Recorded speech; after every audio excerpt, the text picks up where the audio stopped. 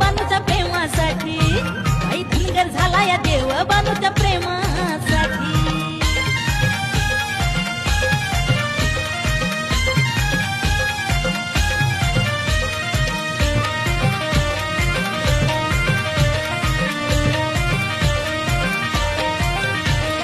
राजा असून म्हाळसा पतीत बानूचा साखर झाला.